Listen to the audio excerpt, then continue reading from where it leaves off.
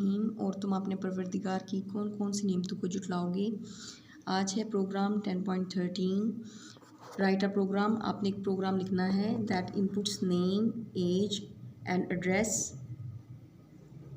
From the user and displays it on the screen. अच्छा जी, ये रिक्वायरमेंट है कि आपने एक प्रोग्राम लिखना है जिसमें हम नेम, एज और एड्रेस जो है यूज़र से लें और ये तीनों चीज़ें यूज़र से लें और फिर इनको प्रिंट भी करवाएं। ठीक है, उसके लिए अब हम क्या करेंगे, उसके लिए हमें हेडर फाइल्स चाहिए। कुछ हेडर फाइल्स के बगैर तो काम नहीं होगा। अब हमारे पास पहली हेडर फाइल है stdio.h, दूसरी है कंसोल इनपुट आउटपुट। ठीक है, स्टैंडर्ड इनपुट आउटपुट कह लें, कंसोल इनपुट आउटपुट कह लें, कोई फ़र्क नहीं है। std standard, i for input, o for output, तो con for console, i for input, o for output. stdio.h header file print F और स्कैन एफ को सपोर्ट करती है। कॉन आयो जो है क्लियर स्क्रीन और गेट ch फंक्शन को support करती है। ठीक है, अगर आप इनमें से कोई फंक्शन नहीं लिखते, कोई हेडर फाइल नहीं लिखते, तो उस हेडर फाइल से रिलेटेड जैसे आप stdio नहीं लिखते तो प्रिंट एफ या स्कैन एफ वाली लाइन्स नहीं चलेंगी। ठीक है, वाइड मेन से हमारा जो प्रोग्राम है वो स्टार्ट होगा। करली ब्रैकेट को याद रखें, डेलीमीटर भी कहते हैं। इसके अलावा जो है अब हमारे प्रोग्राम की रिक्वायरमेंट पे आ जाते हैं। नेम, एज और एड्रेस जो है ये तीनों चीज़ें हमें चाहिए। तो इसका मतलब है हमें ये वेरिएबल्स भी लिखनी होंगी। 4 नेम ब्रैकेट में 25 लिख दिया कामा, तो ये क्या बन गया, ये अब स्ट्रिंग है, ये अब 4 नहीं है। नेम में हमने ब्रैकेट 25 लिखा है, इसका मतलब है कि 25 लेटर्स तक हम नेम ले सकते हैं। ठीक है, तो 4 में क्या होता है, जो करैक्टर वेरिएबल होती है उसमें सिर्फ एक हम ले सकते थे, लेटर, डिजिट या स्पेशल सिंबल, कुछ भी सिर्फ एक। ठीक है, लेकिन अब 25 है तो इसका मतलब है हम 25 तक जा सकते हैं, लिख सकते हैं। कामा एड्रेस 30, इसका मतलब है एड्रेस में हम 30 तक जो है वो लेटर्स ले सकते हैं। इंट एज, ये 3 वेरिएबल्स हमने ले लिए, हम इन्हें आगे पीछे लिख सकते थे, उससे कोई फ़र्क नहीं पड़ता। उसके बाद क्लियर स्क्रीन का फंक्शन क्या करेगा, स्क्रीन को क्लियर करेगा ताकि जब ये प्रोग्राम रन हो तो सिर्फ इसी प्रोग्राम की आउटपुट शो हो। उसके बाद है print F enter your age, तो आउटपुट में लिखा आ जाएगा एंटर योर एज, यहाँ पे ऐसे। ठीक है, उसके बाद अब यूज़र से वैल्यू लेना क्या है, उसके लिए जब भी आ जाए कि इनपुट करें या यूज़र से वैल्यू लें, ये दोनों लाइन्स इनमें से कुछ भी लिखा हो, इनपुट या यूज़र वैल्यू का, इसका मतलब है कि आपने स्कैन एफ फंक्शन यूज़ करना है। ठीक है, अब स्कैन एफ फंक्शन को हम कैसे इस्तेमाल करेंगे। अब एज लिया है हमने, पहले ये देख लें कि जब हमने डाटा टाइप इंट लिया तो इंट डाटा टाइप में इंटीजर टाइप वैल्यू स्टोर होती हैं, आपको पता होना चाहिए। वो कौन सी होती हैं, 1 2 3 4। ठीक है, so and so far. Int में एज, मैंने आगे एज वेरिएबल लिखा है तो इसका मतलब है मैंने ये एज वेरिएबल डिक्लेयर कर दिया है। ठीक है, इस तरीक़ेकार को डाटा टाइप के आगे वेरिएबल के लिखने को कहते हैं वेरिएबल डिक्लेयर करना। ठीक है, सेमीकोलन डालने को कहते हैं कि हमने स्टेटमेंट जो है टर्मिनेट कर दी है। ठीक है, अब एज हमने लिखा है तो इंटीजर अगर आपका 2 बाइट का है तो 2 बाइट की जो स्पेस है वो मेमोरी में मिल जाएगी एज को, और उस जगह का नाम जो हमें मिली है मेमोरी के अंदर उसका नाम एज है। ठीक है, आमतौर पे इस तरह से इसको समझाया जाता है कि एक बॉक्स बनाया जाता है, उतनी स्पेस 2 बाइट की अगर आपकी इंट है तो 2 बाइट की, 4 बाइट्स की है तो 4 बाइट की जगह वो ले लेगा। कंपाइलर पे डिपेंड करता है, इस चक्कर में आप ना पढ़ें। आपकी बुक में अगर 2 बाइट लिखा हुआ है तो वो याद कर लें, 4 बाइट लिखा हुआ है तो वो याद कर लें। ठीक है, इंट एज, तो एज नाम की एक जगह बन जाएगी और उतनी जगह एज को मिल जाएगी। ठीक है, जब जैसे ही हम लिखेंगे स्कैन एफ, क्योंकि ये इंट है, इंटीजर टाइप है, तो %d फॉर्मेट स्पेसिफायर हम इस्तेमाल करेंगे। इसको लिखने का तरीका क्या है कि इसको आपने डबल कोट्स में लिखा है और फिर कामा लिखना है। यूज़र से वैल्यू लेने के लिए आपको क्या करना पड़ेगा, आपको एड्रेस ऑपरेटर का इस्तेमाल करना पड़ेगा। उसके बाद आपको वेरिएबल का इस वेरिएबल का नाम लिखना होगा एज। ठीक है, इससे क्या होगा, पहले ये देख लें, हमने प्रिंट एफ लिया हुआ है। ठीक है, उसमें लिखा हुआ है enter your age. Print F में हमने लिखा था एंटर योर एज, तो यहाँ पे लिखा जाएगा एंटर योर एज कॉलन तक। ठीक है, उसके बाद स्कैन एफ वाली लाइन क्या करेगी, यहाँ पे कर्सर ब्लिंक करना शुरू कर देगा। कर्सर की लाइन आती है ना, आती है फिर चली जाती है, फिर आती है फिर चली जाती है, उसको कहते हैं ब्लिंक करना। ठीक है, अब ये तब तक ब्लिंक करती रहेगी जब तक आप कीबोर्ड से इंटीजर टाइप की कोई वैल्यू यहाँ पे लिख नहीं दोगे। ठीक है, तो यहाँ पे जो यूज़र ने 10 लिखा हुआ है। ठीक है, जब आप 10 लिख देंगे तो नेक्स्ट जो है वो कोड चलेगा फिर। ठीक है, अब यहाँ पे ये चीज़ जो है वो गौरतलब है कि आपने जब कर्सर स्कैन एफ वाली लाइन पे ब्लिंक किया, हमने 10 लिखा, तो अब 10 कहाँ जाएगा?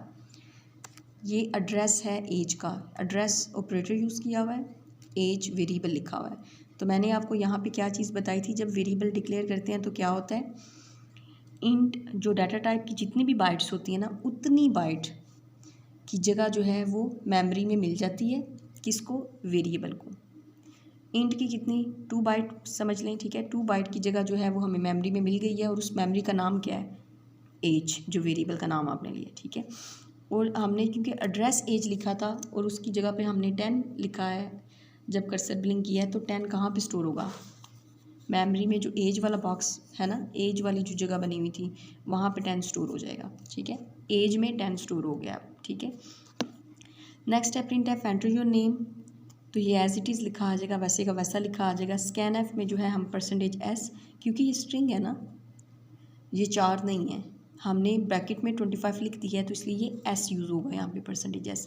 अगर सिर्फ नेम लिखा होता, ये ब्रैकेट्स नहीं लिखी होती, तो यहाँ पे c आता, और आगे जो भी वेरिएबल आपने लिखी हुई थी उसमें सिर्फ एक लेटर स्टोर होता, सिर्फ और सिर्फ एक। वो एक लेटर भी हो सकता था, वो एक डिजिट भी हो सकता था, वो एक स्पेशल सिंबल भी हो सकता था, लेकिन सिर्फ एक चीज़, या सिर्फ एक लेटर लिख सकते हैं, या सिर्फ एक डिजिट, या सिर्फ एक स्पेशल सिंबल्स, इन तीनों में से सिर्फ कोई एक चीज़, ठीक है।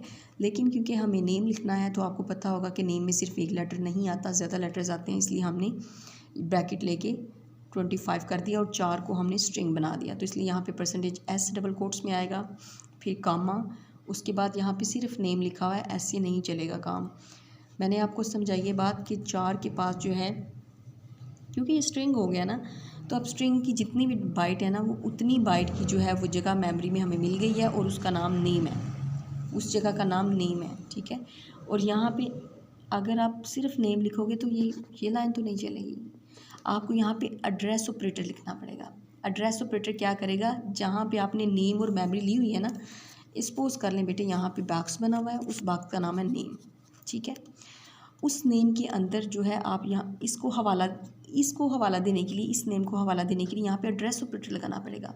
फिर जो एड्रेस होगा ये उसको इस मेमोरी के पास ले जाएगा, और वहाँ पे जाके आप नेम में, बुक वाले ने यहाँ पे नेम में उस्मान लिखा हुआ है, तो वो आपकी नेम की जगह पे उस्मान स्टोर हो जाएगा, ठीक है।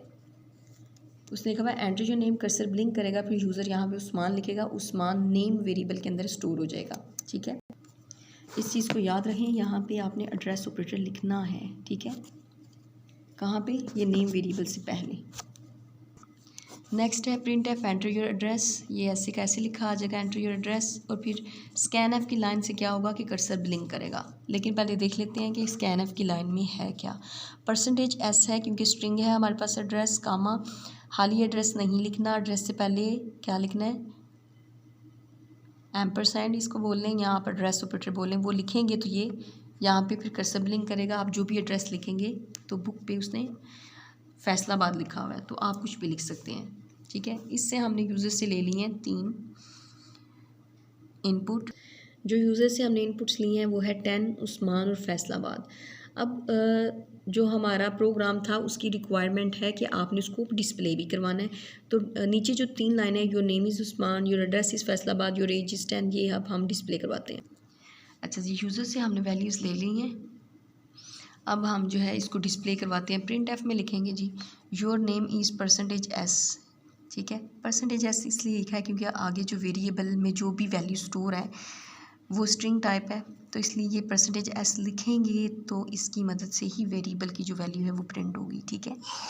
यहाँ पे %s की जगह पे नाम जो है उस्मान, यहाँ पे योर नेम इज़ उस्मान आ जाएगा लिखा हुआ प्रिंट, और ये लाइन यहाँ तक आपने लिखनी है। और \n की मदद से क्या होगा, \n की मदद से न्यू लाइन पे आ जाएगा कंट्रोल, और न्यू लाइन पे ये काम होगा। Print f your address is as it is, नई लाइन पे लिखा आ जाएगा योर एड्रेस इज़, और %s की जगह पे एड्रेस में जो भी स्टोर है फैसलाबाद वो यहाँ पे लिखा आएगा, और फिर \n नेक्स्ट लाइन पे कर्सर चला जाएगा, और वहाँ पे क्या होगा, your age is %d, age की जगह पे 10 है, यहाँ पे 10, और \n नेक्स्ट लाइन पे चला जाएगा। ये चीज़ आपने याद रखनी है कि प्रिंट एफ में डबल कोट के अंदर जो चीज़ आप प्रिंट करवाना चाह रहे हैं वो, और कामा के बाद वेरिएबल का नाम लिखना है। अगर आप कामा नहीं लिखेंगे या आप डबल कोट मिस कर देंगे, यहाँ पे डबल कोट लिख देंगे, तो भी एरर आ जाएगा। ये आपने ध्यान रखना है, ये इसका फॉर्मेट है, इसी तरीक़ेकार से इसको लिखते हैं। उसके अलावा सेमी कॉलन अगर आपने ना लिखा तो भी मसला हो जाएगा, ज़रूर लिखना है आपने। गेट सी एच जो है ये कॉन आयो डॉट एच जो हेडर फाइल होती है वो इसको सपोर्ट करती है। गेट सी एच का मैंने पहले भी बताया था कि ये क्या कर रही होती है, आपके जो आउटपुट कंसोल विंडो है जिस पे आउटपुट आ रही होती है उसको रोक के रखती है। अगर आप गेट सी एच को नहीं यूज़ करेंगे तो टर्बो सी में क्या होगा, जो कंसोल विंडो है वो आएगी और एकदम से चली जाएगी, आपको आप ठीक से देख भी नहीं सकोगे कि आउटपुट क्या है। ठीक है,